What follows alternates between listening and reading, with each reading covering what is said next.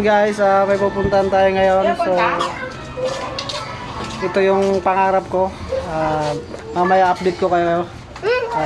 Isa to sa mga pangarap ko para parang dream na dream ko talaga na magkaroon nito. So, update ko kayo mamaya guys kung saan ako pupunta.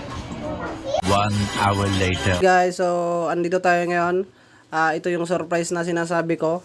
Kukuha ako ng motor. So, ito yung isa sa mga pangarap ko. Matagal kong pangarap na magkaroon nito. So, binigyan tayo ng pagkakataon na magkaroon nito. So, hindi man siya brand new, second hand kong nakuha. Pero, yung pangarap ko, natupad ko para magkaroon nito. Kasi, talagang gustong gusto kong magkaroon ng big bike. So, first big bike ko to. So, talagang sobrang saya ko. Nangarap lang ako ng nangarap, tapos ito na. So, ma-achieve natin yan.